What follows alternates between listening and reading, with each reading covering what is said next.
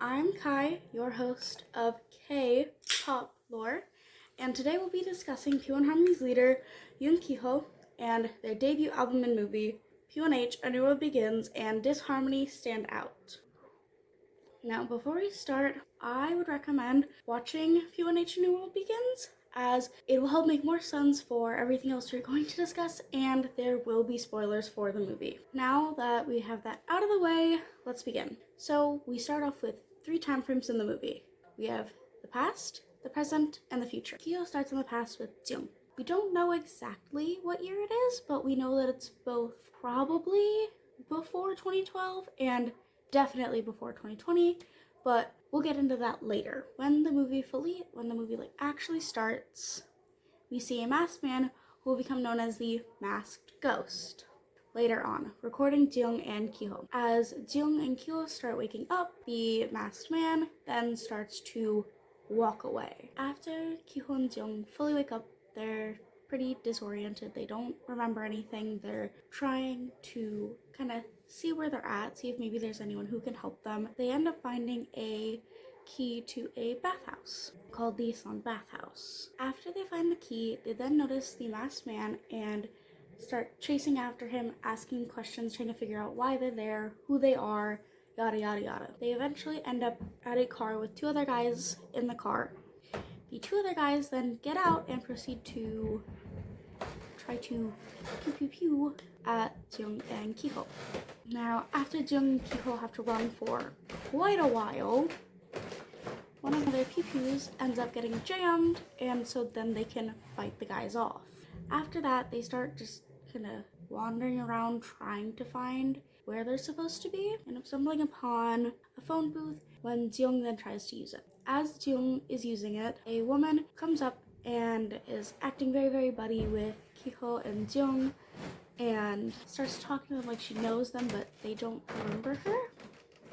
She then introduces herself as Superwoman, to which Keeho laughs at. So then they ask her if she knows where the bathhouse is, and she kind of laughs at them for not knowing because Jung's uncle runs the bathhouse. And she points it out, and on the way there, they meet a few civilians who seem to know Jung and Keeho. Again, they don't know these people, they don't remember them, and once they get to the bathhouse, they end up breaking in by breaking the glass of the door, unlocking it, and opening it. Then they go inside, they find the locker that goes to the key, they open it, they pull out a duffel bag, which has passports, and it has tickets to fly to New Zealand. So they conclude, oh, we must be pretty good friends then. After they then discover that Jeong's uncle comes in, like half asleep, turns on the light,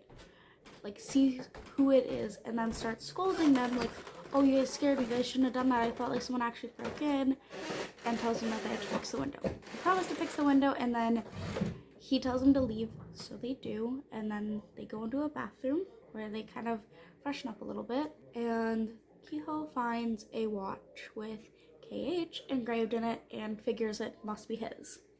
Then he finds a ring with JW and figures, oh, it's Jung's. So after that, Keeho starts joking, like, you know, what if we're secret agents? That's why we can't remember anything. Or at least I hope he was joking. And then we get this guy where he comes out and he's like, well, you guys aren't very good if you guys are talking. And they say to him, are we secret agents? Like he'd know or just reveal that to them. He ends up showing them basically roughly how to use the watch and ring that have powers attached to them. So it ends up being used with Keeho and teleports him into the bathroom stall, to which he starts freaking out. And Jung kind of freaks out too. Then he tells Jung to concentrate on something. Jung concentrates on a urinal and then breaks it. So then he shapeshifts into someone else, which they're very shocked, and ends up saying goodbye and then leaves. Keeho also ends up leaving. And this guy comes in after Jung breaks it, and he's like, why, like, what are you doing? Why'd you break it? And so Jung, like, then promises, like, oh, I'll pay it back. And then he books it out to find where Keeho is at. And after Jung gets to Keeho, we learn that he saw the masked man, so they start chasing after him, to which they find the car again with the guys with the... So when the masked man disappears, they then try to get some info out of the guys with the pew-pews, and in turn, and when Keeho teleports in the car, they don't say anything of like usefulness. They just get mad at him and like try to attack him. So he teleports back out, and then Jung lifts their car, and they still won't talk. So then he turns the car, they fall out, and they try to get them to talk again. They're still not talking. So Jung ends up lowering the car twice to make it seem like it was gonna fall on them. And then once they finally go to talk, they get pew-pewed themselves. After they get murdered, they then see the masked ghost and follow him into a building. They end up kind of getting lost because they're pretty far behind him, and they stumble upon this lab room with this woman and like a dentist chair, like the chairs that are like this, right? And she has like an oxygen mask or something on, but it's clearly not oxygen.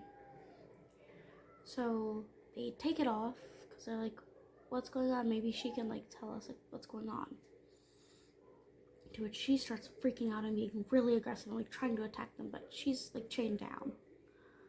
So Keeho ends up freaking out because he was the one that removed it, and then it's like, Jung, help me. So Jung ends up helping Keeho put the mask back on,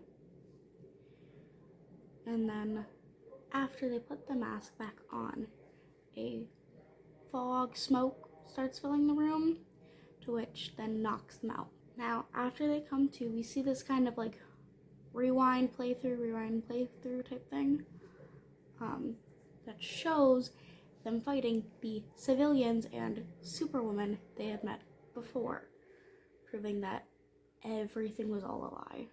Hence why I kept doing the quotation marks. The main antagonist that we know of right now then comes down and kind of taunts them and tells them that Sejul-sung, who they're looking for and trying to fight, apparently had gone to 2020 already, so it's too late already. He walks away smugly, and he has their watch and ring, which he's like, oh, I'm gonna like destroy them, and then called it a part of their script and how it's all going to plan and stuff.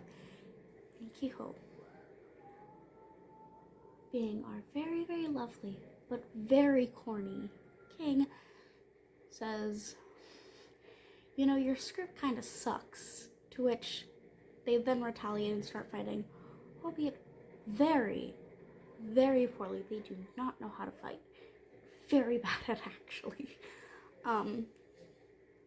So they end up kind of getting beat a little, and then they end up getting Keeho into a headlock or chokehold, and Keeho kind of realizing how dire of a situation they're in, but realizing that right now he's the target. So Jeong's completely open. He yells at Jeong to get his ring. So then Jeong immediately like books it, and the guy ends up knocking Keeho out. So then Jeong has to finish the fight. He ends up getting his ring, and then he has to finish the fight. And then after the fight is over, he runs over to Keeho and starts doing CPR on him. And right before he starts doing mouth-to-mouth CPR, Keeho wakes up and calls him gross. Which, I mean, he's trying to save you, but okay. Keeho then takes Jeong and tries to teleport to 2020, but ends up in 2012. Hence why I think the past is before 2012. But then they end up in 2020, which is the present time. And then they end up stopping people who are infected by the virus from attacking Intok. And then they ask Intok what year it is, which to then we learn that it is 2020 and they were successful. So then after they get all happy, their portion of the movie then ends. Well, kind of. He appears at the very end, where it's like the section where the album starts. So the album portion also kinda starts here, because we have Keeho, the other 5 members of P1Harmony, and then a ton of other men in suits, just kind of like standing there. Then we see him kind of start stepping out of where he was supposed to be, 5 others, which are the other 5 members of P1Harmony, and they walk kind of towards the statue, which is in the center of the room. Then Keeho throws a rock, which breaks a part of the statue, and the pieces break off, which then turns into the performance version of Siren. So now this fully leads us into the album Disharmony Stand Out. The cover that we have for Disharmony Stand Out shows a broken clock, which represents Keeho's power of space-time. Now onto the title, and now we're onto the title track and music video of Siren. So Keeho's seen raising a red light both in the music video and at the very end of the movie, which is probably meant as either a signal of we're here now.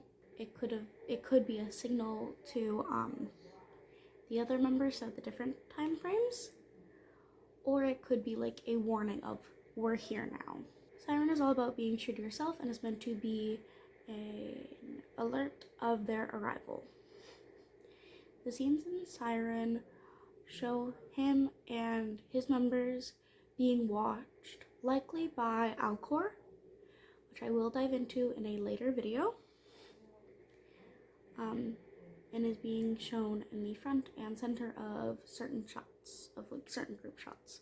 In Siren, there are also lines of, "This is only half," meaning there is a lot more to come along with P1Harmony, and hopefully a second movie. I really hope there's a second movie. It would be really cool. I'd watch it. I would so watch it so quickly. Then on to Lemonade, which is the next track. Is a play on words based off of lemonade, and then square, which can also kind of mean criticism in the box that they're trying to be forced into.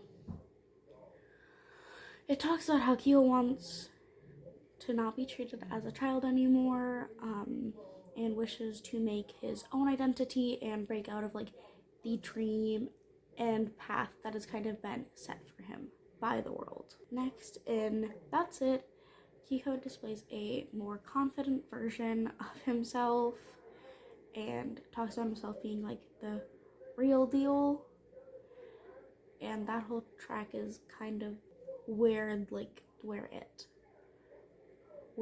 real thing, you know? Then Butterfly, which is a softer, sadder track. It is about breaking out of your shell, or if you were to phrase it better, becoming a butterfly, having the freedom that they crave and being able to fully just spread their wings and fly.